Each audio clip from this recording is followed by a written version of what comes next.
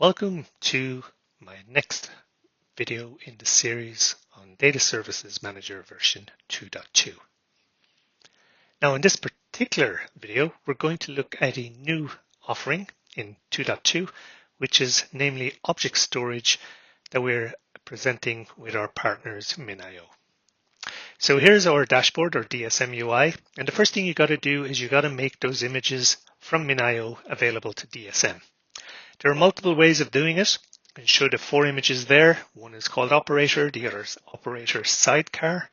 There's a third one called minwall, and there's a fourth one called MinIO. Now for those environments that are air-gapped and do not have direct access to the internet, you can download the images from a repository and upload them there. But for those environments that do have access to the internet, you can actually configure an image registry directly. So now that we have our images available, we can go ahead and create our object store. So I give it a name. There is only one version. And now this is important. You do need to contact MinIO to get a license key in order to use this particular data service. We can give it an optional description, fully qualified domain name. We can provide custom certs. This is something new in 2.2 that we can achieve this through the UI. But in this example, I'm just going to leave the certificate. It says DSM managed. And now, just like databases, we have to select an infrastructure policy and a storage policy that's associated with the infrastructure policy. The next step is to add a storage pool. This is basically the capacity for our object store and various buckets within the object store. There are 2 options for the pool size. There's small, which is 4 node, and medium, which is 8 node.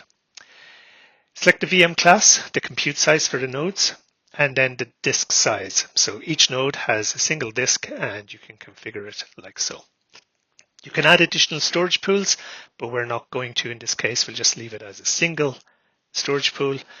But because I don't have a license here, I'm not going to build it. I'm going to show you one that I built previously. And it's pretty much the same configuration that we had in the setup. You can see the various URLs and FQDNs associated with it. We get one for the portal and one for the service or storage end. The raw capacity and the usable capacity, the difference there is the overhead due to erasure coding or parity. And then we can drill down into the storage pool information. We can modify the storage pool. In fact, we could change the VM class of the storage pool if we wished, giving it more compute power. Or indeed, we could go ahead and add additional storage pools as well, up to a maximum of 4 in this particular release. So what else we can look at? Monitoring tab is quite interesting. We can get an overview of the object store, including the buckets that are in the inventory and performance statistics on how that object store is behaving. We can generate a log bundle just like we can for databases, and we have an audit of the operations that are taking place as well. So what else we have is a link directly to the object store itself. And you can click that directly from the DSM UI and you get brought directly to the object store interface. So you can see the number of buckets, number of objects, and amount of capacity that's been consumed. Not an awful lot going on here, but just for the purposes of demonstration, we created a couple of buckets. Here's one called CJH images. It can have objects directly, or it could have folders for additional objects. You can see there. And of course, also with the buckets, we could set up versioning so that if you had multiple copies of the same object stored within the bucket, you could go back and look at those different versions of the object. Otherwise, it just shows you the latest version. Other things we can achieve on these objects is the ability to preview them, download them, or in fact share them with other users. If you do a share, you just set an expiry date on the share for that particular object, and then you get the URL that you can share with your end users, in the knowledge that once it expires, that object will no longer be available. This is just actually a screenshot of what the initial default interface looks like when you log in.